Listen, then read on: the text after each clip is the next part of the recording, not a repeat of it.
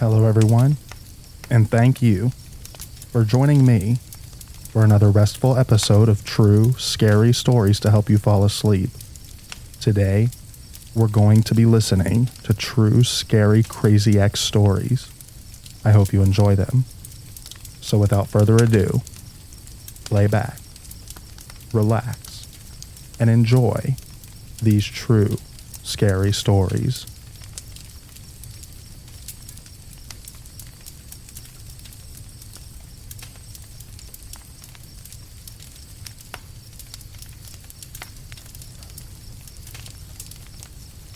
He ended up in the dryer at my apartment complex in the middle of the night, naked and crying. Yes, you read that correctly. And no, I'm not making this up. I wish that I was. I found this guy on OkCupid, and he was a really nice guy, if a little strange. Good looking, too. We dated for several months, during which time he slowly revealed that he was hearing things that he couldn't possibly be hearing. His upstairs neighbors or my roommate were talking stuff about him, even though I couldn't hear a thing, and he started to get paranoid. This all came to a climax one night when we were at a comedy club with some of my friends. He had been acting strange all night and thought that my friends hated him and were all talking crap about him from a couple of feet away. They weren't. I was sitting between them. They had even told me previously that they liked him. He left before the show started and I didn't see him again. Until 8 months later, my roommate was getting ready for work one morning. She gets up around 5:30 a.m. She heard strange noises coming from the laundry room, which shared a wall with the hallway of our apartment. She thought the loud wailing sounds were from our neighbor's crazy friend, and that she'd have to deal with her when she went to the laundry room to get her bike. But when she went in there, she couldn't see anyone and wasn't sure where the sound was coming from. She searched around and was looking under the table across from the washer and dryer when she heard the dryer door being pulled shut. I know, horror movie stuff right there. She was about to open the door, but thought better of it and went to wake up sleeping me. I work in mental health. I got up and could hear the crying, so I went out to the laundry room and opened the door. At this point, the person who had previously occupied the dryer was lying face down and naked on the linoleum floor. I asked if they were okay, not knowing who it was at that point, and there was no response. I told my roommate to call the police, and while she was on the phone, this person gets up. He was actually wearing mirrored aviator sunglasses, and walks past us and into our apartment. He sat on one of our chairs and proceeded to give me a death stare while my roommate was outside speaking with the cops, and her work explaining what was happening. He was in our apartment over the course of an hour while the police and later the paramedics checked him out, and he did not say one word. The most he did was make a guttural growling noise while he gave whoever was speaking that hate-filled stare. Finally, the paramedics took him to the hospital, and I never saw him again.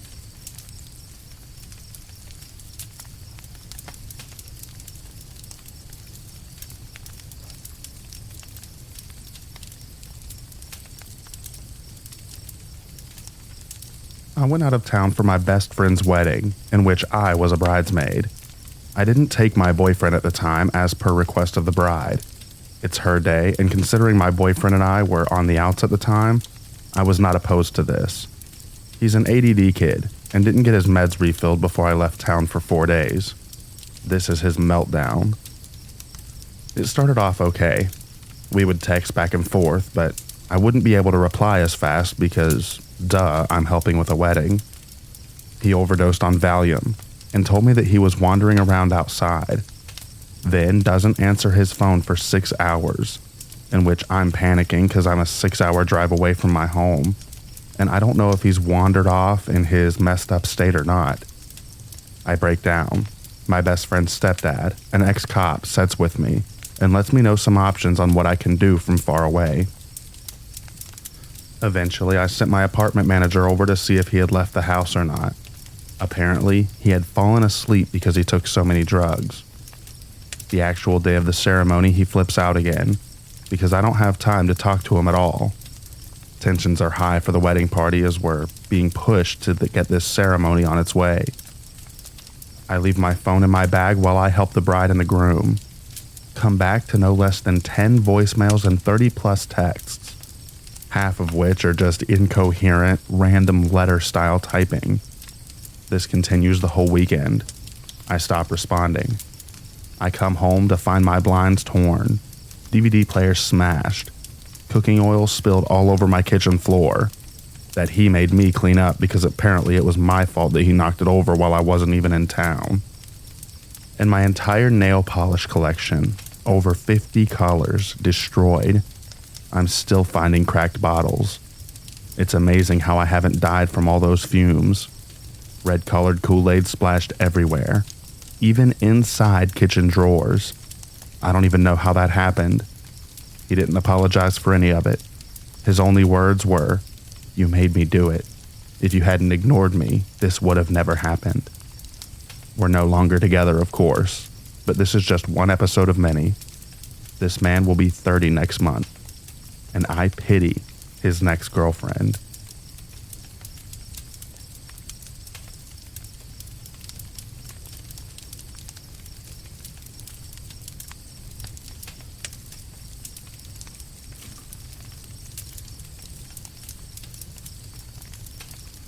This is my first time ever posting on Reddit, and I'm not a writer, and I'm writing this on mobile. This is something that happened to me a long time ago, and I am now a much older and wiser woman. I was 20, and I moved from northwestern England to live and work in London. I had no real experience of relationships. On the outside, I appeared extroverted and quite tough, but on the inside, I had no self-confidence. I looked in the mirror and all I could see was a fat, ugly, aggressive, and unlikable person. I now see that none of that was true, but it meant that I was vulnerable. I met a man, Robert. He was 27 years old. We dated, and 6 months later I moved into his flat. There were loads of red flags which I stupidly ignored until I was living in a nightmare. It started with control and emotional abuse. Now, I grew up in a very rough city in northwestern England, and I could handle myself and had a quick temper. So at the beginning, I gave as good as I got, but it escalated to him cheating on me, physically assaulting me, locking me in the flat, isolating me, mind games, and taking my money. There were too many incidents to write about here, but suffice to say, in that 12-month relationship, he terrorized me until I hardly recognized myself. I was desperate to escape, but deep down, I always knew that when I left him, I would be in danger, so I just kept putting it off. One day, he started another fight, but this time, he told me to get out. I didn't need to be told twice. I packed my stuff and was gone within 10 minutes. I had no close friends because he would be so vile that nobody stayed around for very long. I rang a girl that I used to work with and begged her to let me stay with her for the night. She gave me her address and she let me stay with her for a month in her flat, which was about a mile away from his flat in northwest London. This meant I had to use the same tube station to get to work. It started one morning when he was waiting at the tube station. He escalated it from that point onwards. He would be at the tube station waiting for me a couple times a week. He would stand behind me as I got my ticket and would verbally abuse me. He would never shout or draw attention to himself, but he would call me names and threaten me in a low tone of voice that made my stomach heave. I never reacted because I knew that's what he wanted. I foolishly hoped that he would get fed up and just leave me alone. Then, he started to show up in the neighborhood around my workplace in West London. I told my manager and colleagues, but this was before mobile phones were commonly used. Other than keeping an eye out for him, they couldn't really do much to help me.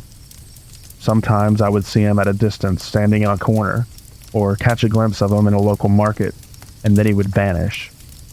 I thought I was going mad or developing paranoia. I moved out of my friend's flat into a shared house about 1.5 miles away from him. I don't know any other areas of London, and I had made some friends in that area, so I didn't want to leave completely.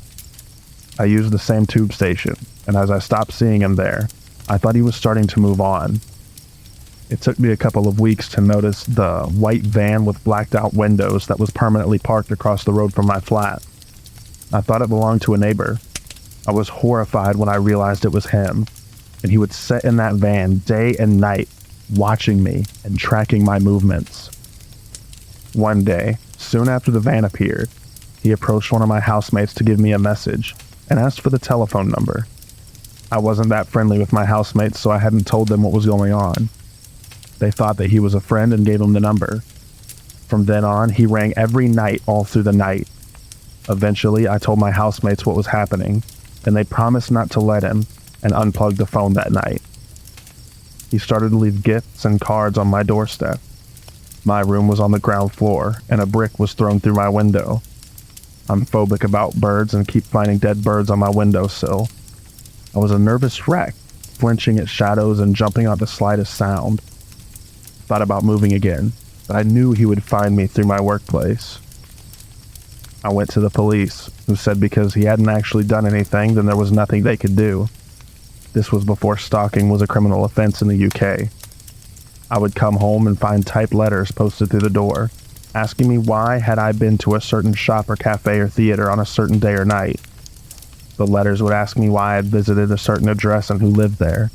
It was relentless, and I knew that he was letting me know that he was there watching all the time. I wanted to leave London and go back home, but I couldn't tell my family what was happening, as my mother was seriously ill, and I didn't want to worry my dad and my siblings, as they had enough to deal with. In desperation, I decided to pretend that I left London by packing a couple of suitcases and taking them back to my home city. I knew he would be watching me, and I hoped that he would be fooled. I totally underestimated his lunacy. I would stay at my best mate's house when I returned home. I thought I saw him once, but I thought I was just being paranoid. The night after I arrived, I went out for a couple of drinks with my best friend Diane and two other friends, Billy and John. We went to a couple of bars, listened to some music, then all ended up back at her house just drinking and chatting. Billy and John left around 3 a.m. A couple of days later, I returned to London. There was a note waiting for me on the doormat. I opened it, and to my horror, it contained details of my night out. It mentioned John. It named bars where we had drank, and even the name of the band. Then he rang the house phone, screaming and ranting words that made no sense. I saw one of his friends who told me that, unbeknownst to me, the crazy ex had drove 200 miles and gone straight to my best friend's house. He had watched me go out and waited for me to return home from the night out. Then he followed John and waited outside his house too. The following day, when John went to his local pub for a Sunday afternoon drink, my maniac ex followed John in there and made a point of chatting with him to find out his name, etc. This had gone on for about 4 months at this point. About a month later, I was on my way home from work. It was winter, around 7 p.m. and the streets were dark. He grabbed me on a side street, dragged me into the back of the van. I was petrified and crying in the dark, being thrown from side to side. All I could hear was the radio. He hadn't said a word. After about an hour, the van stopped and the back door opened, and I was in an empty car park with trees around it. He kept his hand on the back of my neck as he made me walk for about 20 minutes through what I guessed was a forest. He never said a word as I asked him where we were going, and why he was doing this. It was as though he was deaf because he didn't even acknowledge what I was saying. The night was freezing and there were no lights other than his torch. I don't know how many times I fell over and got dragged back up to my feet. Eventually, we reached a sort of clearing, and he pulled me behind a tree with a stick and plastic bag tied to it. Then he showed me a shallow rectangular hole in the ground and said that that was my grave, and that he would happily go to prison knowing that I was dead because of all the pain that I had caused him.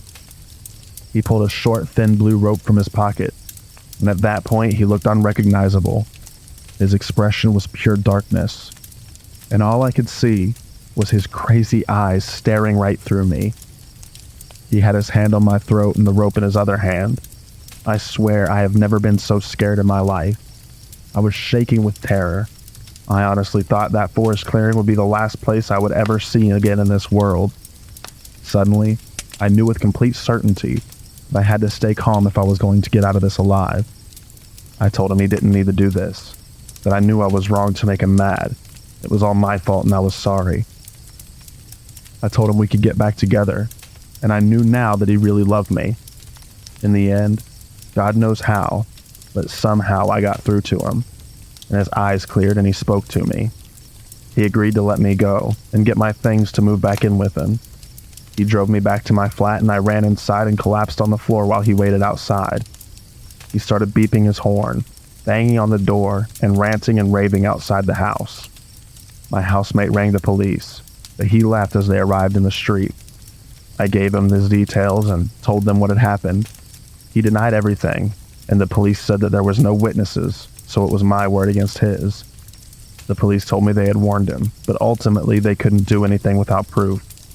I gave them the notes he had left, the van registration, the names of people who could verify what I was saying, but still, they said it wasn't enough to arrest him and charge him. They checked the van registration, but it wasn't registered to his name. And so, the stalking and harassment continued. I started carrying a R alarm, hairspray, a screwdriver, and anything else that I thought might protect me. I hadn't slept properly for weeks, and food stuck in my throat if I tried to eat. I was a shadow of my normal self. Friends of his came to see me, to tell me to leave London, as he was obsessed with revenge because I had been to the police. I went to a solicitor who wrote a cease and desist letter. I found parts of it ripped on my doorstep. About 6 months from the start of his terror campaign, I was asked out on a date by Gary, who was a friend of my friend's boyfriend Pete. I was trying to convince myself that I could carry on living with some semblance of normality.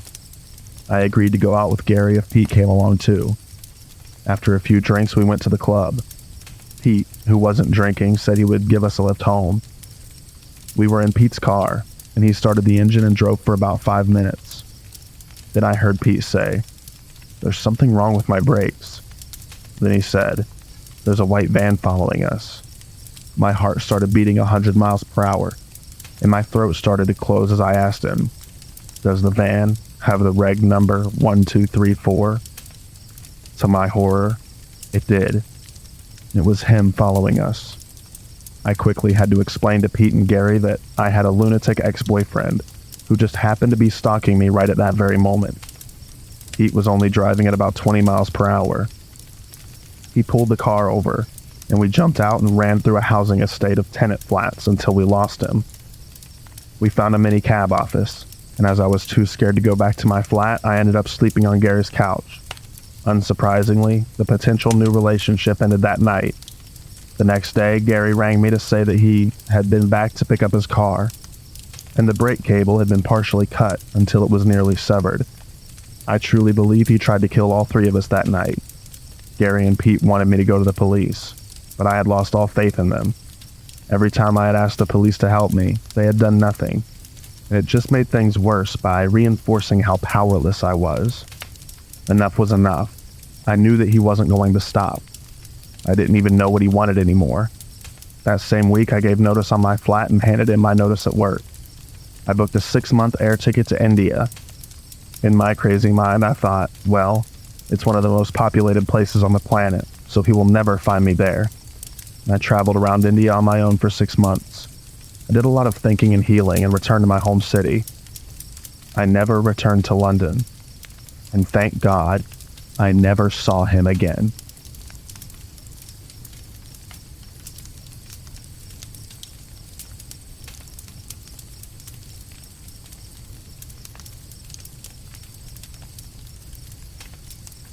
So for starters, I've been dating this girl for a while now. Her name being Isabel, going on a year very soon. And all is going well in that regard. However, when we first met, she told me about a less than ideal ex-boyfriend she had a couple of years before she had met me. They still went to the same school, and he ended up going to the same university as us after we graduated high school as well. Apart from that, all 3 of us went to the same church, meaning there was a lot of opportunity for him to meet us. The creepy encounters with him, Jose being his name, started a little before we graduated high school. After he heard that we were dating, he was furious. even going as far as to say I was abusive on Twitter. But nobody believed him, and he was notorious for doing the same in the past in order to keep Isabel from talking to other guys when they were together. That was just the beginning, though. It started off small at first, seeing him in the mall whenever we would go out on dates, before it was illegal to go outside. After a while, it seemed like a little too much to seem like a coincidence, though. He started showing up at our church, which, although wouldn't ever really be abnormal, he all of a sudden joined the same youth ministry as well. It seemed as if he was trying to get as close to us as possible at all times. There was one instance I remember very specifically. At a graduation party everybody was invited to. Everyone was in the backyard, and I remember looking across the patio and just seeing him staring at me and Isabel from the other side. His eyes didn't move, and his breathing was very heavy, as if he was angry, anxious, or both. He didn't try anything that night, though, probably because of the other people there that night. After I left the party and dropped off my girlfriend at her house for the night, I saw a black car following me for a majority of the way home, which I really didn't think much of. And not to sound like that guy or anything, but I wasn't too worried about it either. I'm fairly well built, and I've done martial arts for a little over 6 years. The next day, that same car was tailing me almost the whole day while I was running errands. Things got a little heated in the afternoon, though. I was sitting in my car outside of the store, waiting for a curbside pickup, when he parked, a few spaces down from me, got out of his car, and came up to my window. He started yelling at me, saying I would never be good enough for Isabel, that she still loved him no matter what I thought, and that he was going to make sure that she and I weren't together. I just tried to ignore him. Starting anything would have probably been a bad move given that he hadn't even touched me or my car. But I was still a little heated. After heading home, it was already pretty late, so I just played video games for a while till I was tired enough to go to sleep. When I was walking back to my room, I saw him from my window, just standing there on the sidewalk looking right at me. The only reason I knew it was him was because of the light from one of the street lamps. My parents had also seen him and asked me to go check it out, since they aren't the youngest of people and wouldn't be able to do much other than yell at him to go away. But as soon as I walked out, he just got in his car and left. This happened every night for about 3 days straight.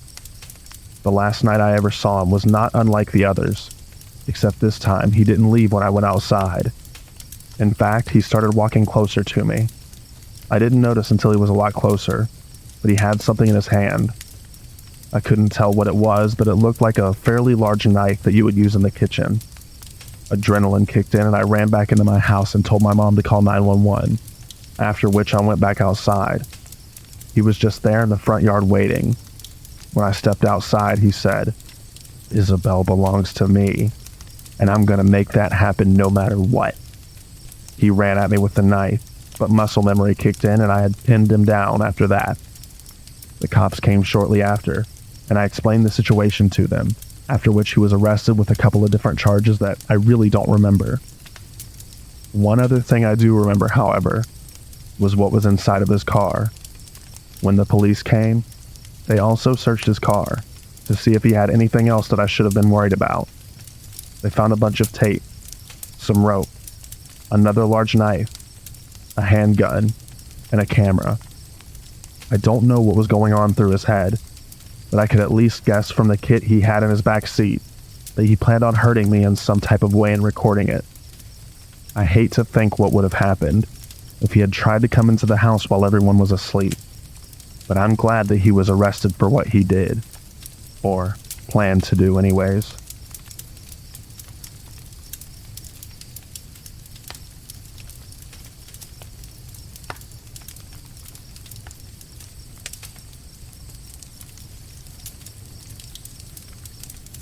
Some context. Me and my ex were together for 2 months, and within that time he stole money from me and blamed it on me when I asked him about it. We broke up after I went for advice on Reddit. I go to college for most of the day, go to my work, go home and do homework, then repeat. The story. I was at my job, doing my job, and I get an alert on my phone. I figured that I would watch the cameras after I get home. And so, over the last 2 hours, I got 3 more alerts. And as I was taking the bus back to my home, I watched the cameras. I watched my ex take a hammer to my back door. I kept on watching as he struggled against the deadbolt. And then I saw him enter. I called the police faster than I thought I could, and told them that there was a break-in at my address. I continued to watch the video after that. 15 minutes after he entered, he left with a duffel bag. I arrived back to my house to see that police had beat me. I identified myself as the homeowner and went inside to check the damage. The place was trashed, along with my duffel bag, and some jewelry was missing. I gave the police the evidence that it was my ex, and I gave them the place he was crashing at. I then called to put a restraining order against him, along with to replace the deadbolt. Not long after that, they caught him at a pawn shop. He was trying to get back at me for dumping him. I'm now happy that the restraining order is in place, along with my ex being in jail for a year for breaking and entering.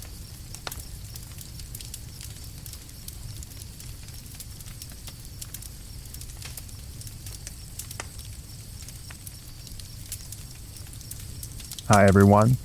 I'm going to start this post by saying that I haven't told anyone about the whole story, mainly because of fear, but also because the guy I'm going to talk about is the son of one of my dad's best friends, and I just know for a fact that my father will inevitably end up blaming all of this on me. Anyways, I'm currently a senior in high school, and I live in a pretty nice town in North Carolina. It all started a year ago when I was 16. At the time, I was working at Starbucks as a barista. It was Thursday, and surprisingly, the cafe was almost empty. A few minutes before the end of my shift, one of my colleagues informed me that cute guy is here to see you. I was kind of confused. I didn't have a boyfriend at the time, and I'm pretty average, so I couldn't imagine that a guy could be interested in me. As I turned around, I recognized the boy instantly. Henry, my dad's best friend's son. He's 3 years older than me, and for a reason that I wasn't aware of, he enjoyed making me feel miserable, calling me fat, ugly, and all the other sweet things that you really want to hear as an already insecure teenager. So, for obvious reasons, seeing him at my workplace didn't fill me with joy. Now, on a completely objective point of view, he's a very good-looking guy, blonde hair and blue eyes, but he knew that he was attractive, which made me want to punch the smirk right off of his handsome face. I know it sounds like some Wattpad type of story, but it really isn't. Henry was actually here to apologize for being a complete douchebag, and confess that he actually really did like me, but didn't know how to act around me because I radiate such a powerful energy. It's really destabilizing. Weird timing, but okay. Being the dumb girl that I was, I accepted his apologies, and from that moment on, we kept in touch every day. He would send me good morning and good night texts, give me cute nicknames, and whatever else couples do. However, he never asked me to be his girlfriend, but would introduce himself to others as my one true love. I should have seen the red flags from the start. He would show up at my place without asking me at least once a week. I live alone with my dad, who actually really liked the boy, so my old man didn't care about his constant presence at home. After a few months into our relationship, I decided to call it off. He was being really possessive. He was jealous of my girlfriends, and I discovered that he was in contact with his previous girlfriend, and he kept on telling me not to worry about it. Yeah, did that ever truly work for anyone? Didn't think so. His reaction wasn't what I expected. He shrugged and was like, "Okay, whatever you want, babe." Don't get me wrong, I didn't want him to hurt because of me, but he seemed nonchalant about this that it was almost worrying. I thought the story would end here, but oh boy was I wrong. Even after the breakup, he kept on coming over and taking naps on my bed while I wasn't home. When I confronted him about it, he would respond with, "I came to see your dad," or "We're still friends, I don't see what's bothering you." I tried to tell my dad that Henry and I weren't together anymore, and that he had no right to come over and make himself at home in my own room. He just laughed and said that I was being a drama queen, so I guess you understand why I'm kinda stuck at this point. What I didn't know was that Henry was basically following me everywhere. I noticed it a few weeks ago, but I'm pretty sure that it's been going on for quite some time now.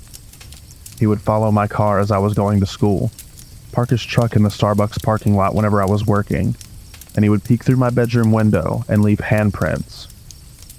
How did I not notice it before? Well, as a horror movie fan and true crime podcast enthusiast, it's not unusual to feel observed or spied on. Plus, his truck was pretty common, so I couldn't tell if it was him or not. Until a few weeks ago, my car had a problem with one of the tires, so I had to take the bus for a while. One morning as I got out of my house, I saw his truck and immediately made out his face as he was sitting in the driver's seat. And that's when I connected the dots. My gut feeling going in a frenzy whenever I was out. 3 of my tires being slashed, the handprints on my bedroom window. When the realization hit me, a shiver ran down my spine. I felt paralyzed, and tears welled up in my eyes. I felt nauseous, and decided that I needed to talk about it to somebody, because I've read enough stories about it, and trust me when I tell that crazy ex-boyfriend plus helpless girl don't work out together. I made up my mind and told my friend Tyler, who's 5 years older than me and is studying law, the whole story.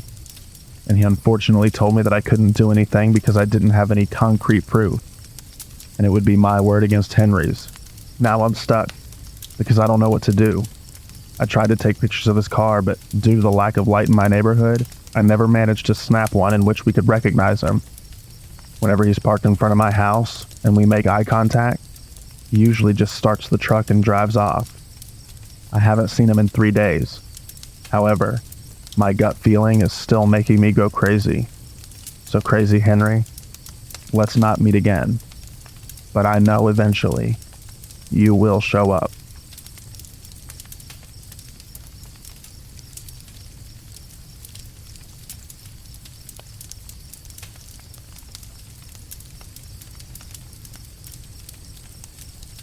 My ex JJ was a creep. I was with him for 19 months. This happened around 2 months into the relationship, just as he was starting to get controlling, and it terrified me. It was 2 a.m. and I was in bed. I have super bad insomnia, so I was just listening to YouTube and scrolling through Reddit, not expecting to sleep for at least a couple of hours, when I heard a tap, tap on my window. I assumed it was my cat, so I called her name, because she always meowed when she heard her name. It was silent, and then tap, tap, tap. I turned my YouTube down and called my cat again. I heard her meow in the bathroom and panicked. It wasn't her outside my window. Outside my window is the roof of an extension that was built. It slopes up to my window and can easily be climbed onto via my neighbor's woodshed. At that point, I knew that there was someone out there, but I was too scared to look. I sent JJ a message about it that he was asleep. So, it sent but didn't deliver. The tapping kept happening. Roughly every 20 seconds there would be a tap, tap, tap, and then silence. It continued for about 45 minutes while I lay in bed, just listening. I felt like I was stuck in bed, like if I came out from under the quilt then they would somehow get me. After an hour, I realized it had stopped completely. I pulled myself from my bed and went to my kitchen, where I could see the roof, and I saw a pair of legs dangling over the edge, illuminated by a torch. I decided to give up with my room and slept on the sofa with my cat that night. At least, whoever's it was wouldn't know where I was. Next thing I know, I'm waking up to my alarm. I go to turn it off and notice that I have Snapchats from JJ, which is odd but not unheard of. They're from around 3:30 a.m., so probably just after I fell asleep. I opened the snaps and my stomach dropped. It was a photo of my bedroom window from the outside. Then, a photo of legs dangling into my garden. And then, a photo of me, sleeping on the sofa, taken through the kitchen window. I messaged him asking what the hell he was doing. I got a reply saying he'd come to check on me, and chased a guy off from my house. At that point, he had me convinced that he could do no wrong, and if I opposed him, I was scared about what might happen, so I just left it at that. From then on, it happened a couple more times, and every time I just tried to ignore it.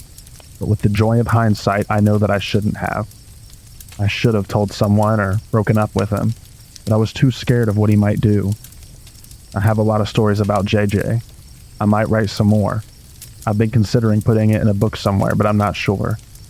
I hope if anyone reads this, then they enjoy it.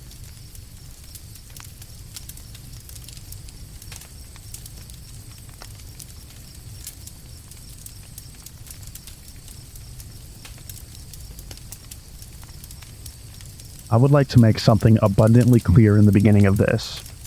I was very naive in my youth. Very naive. While my ex was emotionally, sexually, and mentally abusive, he was smart enough to never lay a hand on me physically. He used gaslighting, manipulation, and carefully hidden sadism to control me for 8 years. I forgave him for every slight against me, every instance of cruelty, every mental assault, and every sexual attack. I forgave him because I thought that he loved me and that I was his property because we'd been together for so long and I wore his promise ring. In my mind, I was dealing with actions that would eventually go away with age. I was 17 when I finally got the courage to leave him. And since then, he's left me messages on Facebook, my phone, my email, and called me from texting apps to be a breather. It's always the same message he leaves. I'm still here. Every month, like clockwork. Same time, same day, same message. He has done this for 6 years, and I could do nothing about it. He wasn't breaking any laws, so I couldn't report him, and nobody cared about it anyway. So I blocked each account and continued on with my life. But 2 months ago, the messages stopped completely, and I know why. I got engaged to another man the same day he messaged me for the last time, and posted about it on Facebook. And magically, the messages stopped. He stopped because I'm going to marry someone else, and in his mind, I'm no longer his property. This is the only thing that makes sense to me, that he believes I belong to the new man and not him. But I have the feeling that I've not seen the last of him.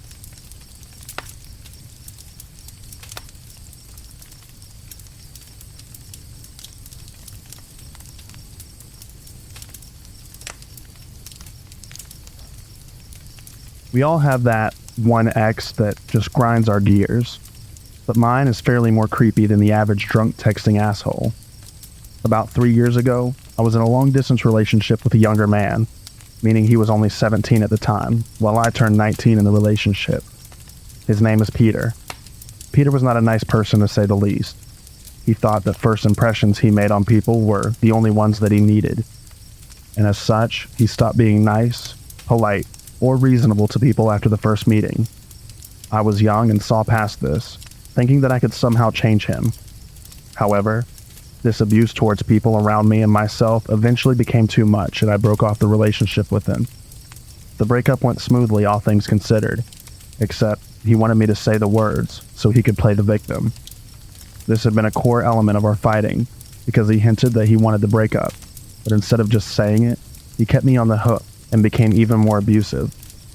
I'm getting sidetracked, but the point was that I thought of the matter as resolved and entered a loving relationship with my current boyfriend shortly after this. Then came the day where Peter wanted to get his belongings back. I texted him a list of everything he had left in my apartment, and he okayed that it was everything.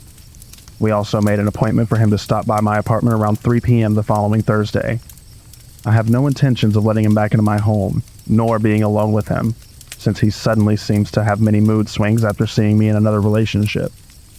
He's been blocked from my Facebook account, but somehow still knew that I was in a new relationship, which was a major red flag to me and my boyfriend. Thursday came, and I felt eager to just be done with it. My boyfriend and I are walking home from school when my phone rings. It's Peter. He yells at me that he's now been waiting at the train station for over an hour. I try to reason with him, agree to meet him there with his belongings since he needs to catch a train. My boyfriend walks with me to the train station, but we arrive only to find it vacant. I live in a small town, and the train station is mostly used during rush hours in the morning and evening. It is also located rather bizarrely among normal residences, and there are a lot of off alleyways leading all over town from there. I get a text stating that Peter can see us, but won't come out of hiding when my boyfriend is there. We leave his stuff on a bench at the train station, calmly replying that I'm not actually interested in a meeting with him. When I say calmly, I mean that my reply is calm. I'm shaking, and my boyfriend is furious over this child's play. On our way home, I receive another text. This time he states that he has a gift for me, and it's in my mailbox. This freaks us out even more, mostly because this indicates that he might be waiting at my home. It is entirely possible that he watched us at the train station and then ran all the way back to my apartment. However, there is no trace of him and nothing except a bill in my mailbox. By now, we figure that he's acting up out of spite and proceed to ignore the bombardment of texts, calls, and so forth that follows that day. After a while, life returns to normal. Then I get another call, this time from my ex's older brother, who is worried about his sibling. Apparently he's disappeared, taking one of his brother's gas pistols. I'm speechless, but since I haven't seen anything, I shake it off as another childish act. The same day, my boyfriend sees police officers walking around the basement staircase on the exterior of the house we lived in while doing some grocery shopping. He did this every day around 4 p.m. The next day, we were contacted by my boyfriend's mother. It's in the newspaper. There's a description of an unnamed young man from the same town as Peter, who has been arrested for attempted robbery of the pizza place that I lived above. He was armed with a knife, a gas pistol, and lighter fluid, while stating that he was not attempting a robbery, but there to visit his ex, presumably me. Contacting the police, I discovered that he also had a mask, fake papers, a wig, and a duffel bag, which he had thrown down into the staircase when around 4 p.m. he had jumped to vents and tried to enter the pizza place. This means that my boyfriend went out of our front door, while my ex was hiding right behind the front door armed. I have never been more freaked out than that ever. The sad truth is that my ex never got charged with anything because he's a minor and has a father with a military background and money. I write this now because after 3 years, I thought that this horror story was finally a closed chapter. That was, until I received a declaration of love from a fake email account signed Peter. I received this just 2 weeks ago.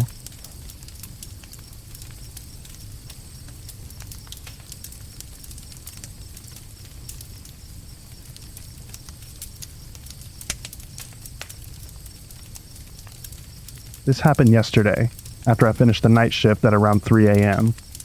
I work at a store of a big fast food chain to pay for my university. Our staff changes frequently because of a lot of students and migrants working at our place, so you don't get to know each other very well. Everybody has their own social life, and it's very, very rare for coworkers to establish friendships outside of working hours. Still, you know the people on your shift, and the night shift has particularly few workers. One of my coworkers, Jasir, started to get interested in me. Not that I noticed. I'm young and dumb. Like being friendly and important for later, I have a hard time saying no. In December 2019, our store threw a Christmas party at a pub. I went and had a great time, but I also made plans for later that night. Because of that, I wanted to leave early, which made Jasir also want to leave early, despite the fact he neither needed nor planned it beforehand, which made me uncomfortable. Unfortunately, he didn't know how to get to the train station, and I did, so I couldn't say no and just let him tag along. When we arrived at the train station, it came to light that there was no train that he could take to get home. None. He did not check beforehand. He did not ask me. He just wanted to tag along with me. That made me super uncomfortable. Instead of taking the train to the main station, he got into my train and only got out when I insisted he change his trains at another big station. But oh boy, that was not the train of the title. On January 2020, Jasir asked me out for coffee and I agreed. I thought, he just wants friends. He doesn't have any and can only rely on his coworkers. If something happens, I can just nope out. So I went. First it was okay-ish. We mostly talked about work-related stuff because we don't share any hobbies. We're not the same age and we don't have the same mother tongue, language. Jasir didn't like talking about work and nothing more. He started talking about how different I was from the other coworkers, how nice of a person I am, and how good my charisma is. Then, he asked if we could get to know each other better. I genuinely didn't want to, and still don't. Jasir is not my type, neither as a person, nor from his looks, especially his looks. Even if I sound superficial, while I'm in my early 20s, Jasir is at least in his early 30s. I have no problem with age gaps. Story for another subreddit. But I am not attracted to men that dress like teenagers. Instead of telling Jasir a straight no, I told him that I was not interested in having a boyfriend. He didn't take that seriously and told me that I would change my mind. I told him I wouldn't. He, again, was not really on board with that opinion. So I elaborated my opinion 3 times in German and 1 time in English to get it very clear. He always changes to English if he does not get something, or thinks he's misunderstood. Even if he heard it clearly and just does not like it. I mean, obviously my opinion is going to change if I explain it in English other than German. We left the conversation with him still not convinced, and me being really not interested in a second meeting. He quit soon after, and I foolishly assumed I was free. But whenever he came to my workplace to place an order, he would ask me out to eat something, and every time I would postpone whatever I said the last time. Because of finals, because of travel, because of anything I could get my hands on. Then came COVID-19 that hit Germany in March, and I didn't see him anymore. I blocked him on social media in April, and hoped that that was the last thing to happen. But oh boy, that was not the case. Today, I finished my shift at 3 a.m. and left with my female and very Asian coworker, Wei, to catch the next train. We take different trains, so we decided to wait in the main lobby until I needed to go to my platform. In that time, Jasir appeared. He just finished his shift and was on his way home. Wei asked him which train he needed to get, and he said that he was walking home. While the conversation went on, I got closer to Wei to get some space between me and Jasir. Wei did not grasp how uncomfortable I was in this situation, and she just walked away. What did Jasir do? He placed himself between me and Wei, right in my vision line. Every fiber in my body felt how he barged into my personal space. I decided I could not take a private conversation with him and said, "Oh look, I need to go to get to my platform." But Jasir followed me, through the main lobby, through the train station, into the elevator, and into the train. I was internally screaming, and walked through the train until I saw another passenger. I sat down in the row of seats next to me and Jasir followed. As if every bit of luck had just left me, the other passenger moved seats and went away, so I was back alone. Jasir talked and talked, and I showed clear signs of not wanting to continue the conversation. I hoped he would leave before the train departed, but he didn't. Mind you, the train goes in the opposite direction of his house, and is 1 hour walking distance to my workplace. There is no way in hell this man could get anything out of taking that train, except for following me and continuing the conversation. I was freaked out, and told him in English that he was acting very weird. Maybe I should have used a different word, but English is not my first language, and at that point, I only thought about escaping. I could not let him see my station, or he could easily follow me home. I don't live rural, but at 3 a.m., there's nobody on the streets, so him following me home was terrifying. I thought about getting off a station earlier, but then I would need to get a cab, for which I did not have cash on me. Or I needed to walk and he could still follow. I decided to get up at the next station, let him get out of the train first, and then just stay inside while the doors closed. It fortunately worked, but only after telling him that this was not my station. I would not get out, and he would not get back in. I even held my hand out to stop him from coming back. He stayed outside after the conductor shouted at us to let the door close. So let's rewind. He's way older than me, but does not get the concept of me not wanting to be in a relationship with him. Whenever he does not like an answer, he switches to English, because it just might be a misunderstanding. He followed me 2 times into my train and almost home, without even thinking about how creepy that behavior is. So Jasir, my ex-co-worker, let's not meet again.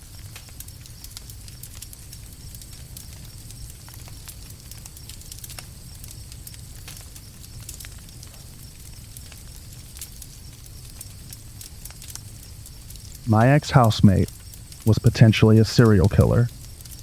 This is a convoluted story, so bear with me as I try to convey everything I can recall about what led me to the conclusion that my ex-housemate could have potentially been a serial killer, or a serial killer in the making. It was the summer of 2015 when I moved in, and at first appearances, my housemate/landlord, Mike, was somewhat normal, if not a bit socially awkward and dysfunctional. When I was signing the papers, he was adamant that I should never go into the basement, which I thought was odd, but I really needed a place to stay, and, well, people have their little quirks. So I just chalked it up to that at the time. As I got to know Mike, and our cohabitation continued, I learned more about the depths of his dysfunction. Firstly, that he used meth. Now, I don't automatically judge people based on vices, but I was surprised at the extent of his use. He was probably the first person I knew who used meth and balanced a full-time job, enjoyed a decent amount of success. The reason this is important to the story is that when he would be around the house, drinking and using meth, he would start to run off at the mouth. He would often joke that if I smelled lye coming from the basement, not to think anything of it. I think it was probably the third time he said this that I asked why he keeps saying that, and he said, "I just use those chemicals to clean up after the bodies," with a wily grin on his face. I tried to chalk that up to a bad sense of humor, but it didn't set right with me. He was also very particular that I let him know of my coming and going, and my work schedule. I remember him being shocked and uncomfortable one day that I ended up taking off of work, because he didn't realize that I was home.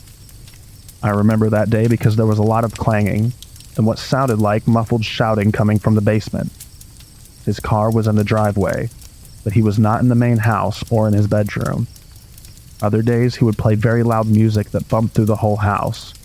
Sometimes he would even play NPR radio at those volumes. In retrospect, I think he may have been trying to mask sounds.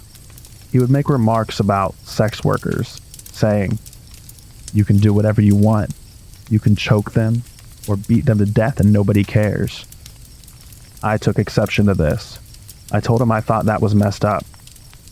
But when he would get tweaking, he'd always come back around to alluding to the same kind of violence, talking about how he was a normal white guy who owned a house and had a good career, so the police would never suspect him.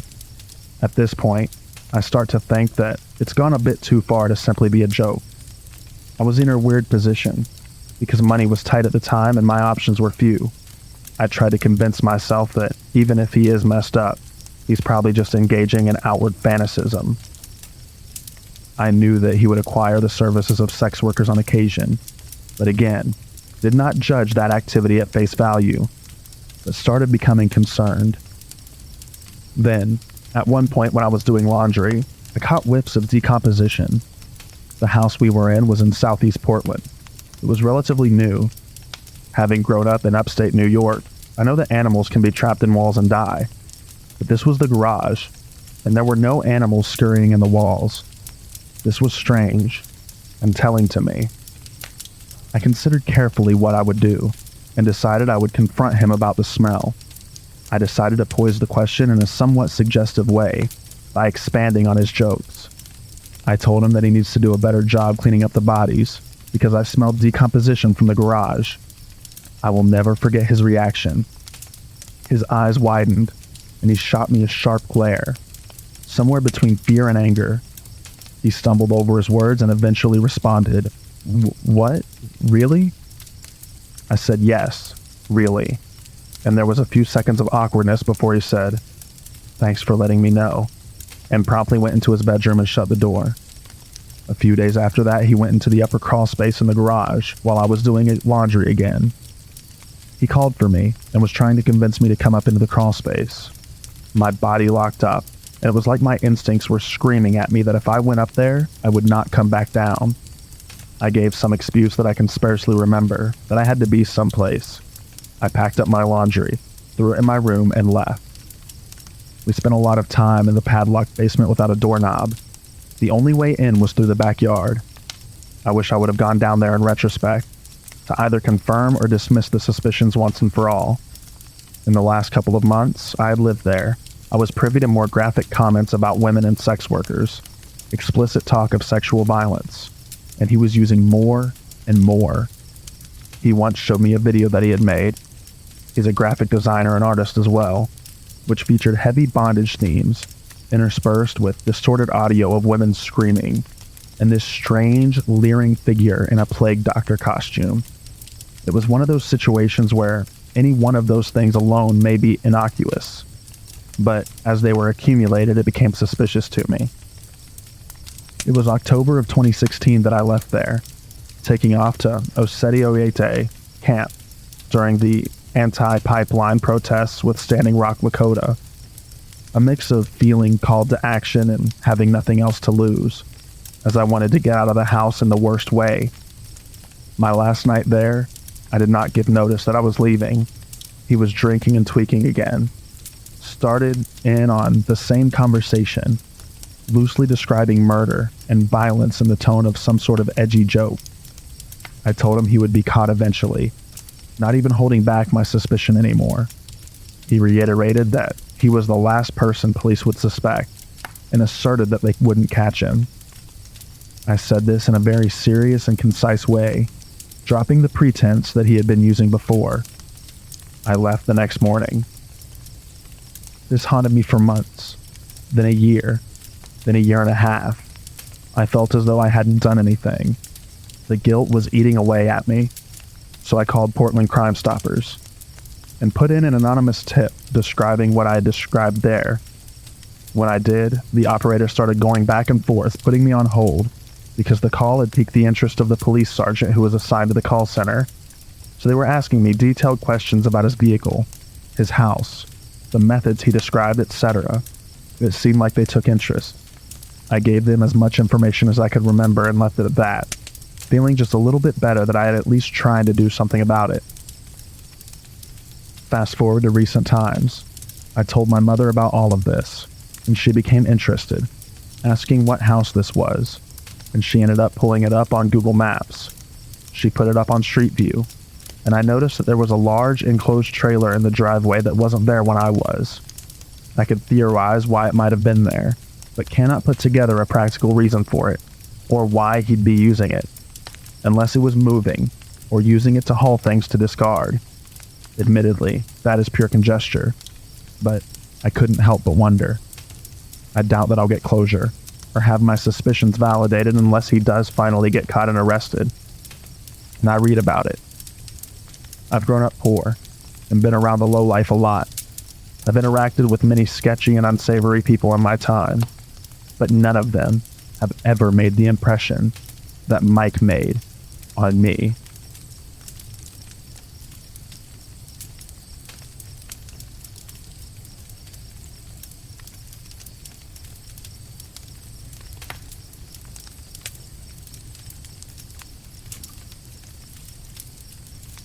To keep a long story short, my ex-best friend Alyssa and I were friends for almost 7 years. We had a good, healthy relationship. She was my ride or die. We did everything together, but we slowly started to drift away when I exchanged schools.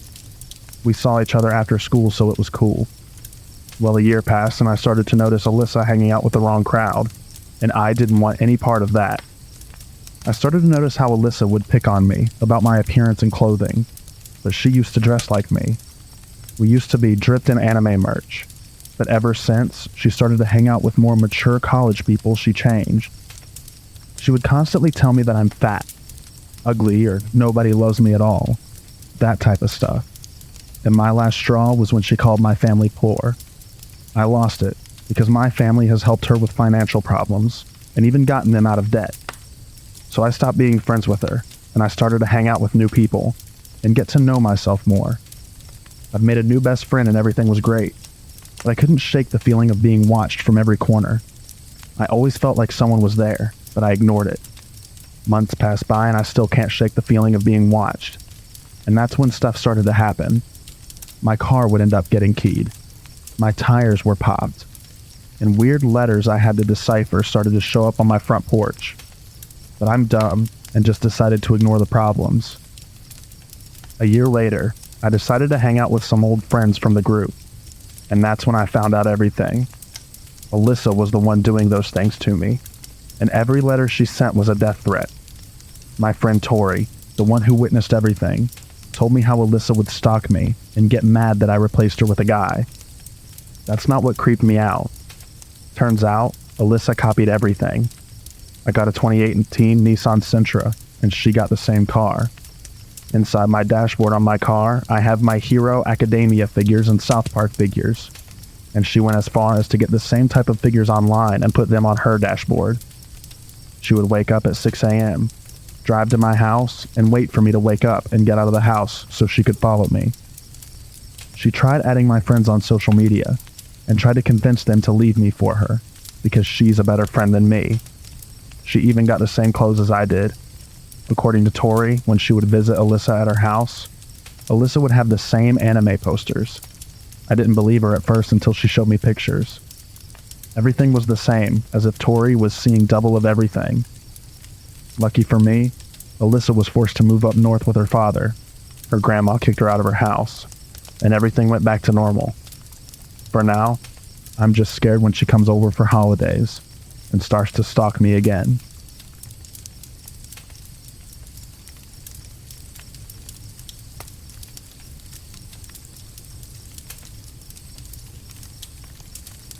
Thank you so much for listening to all of the stories in this video.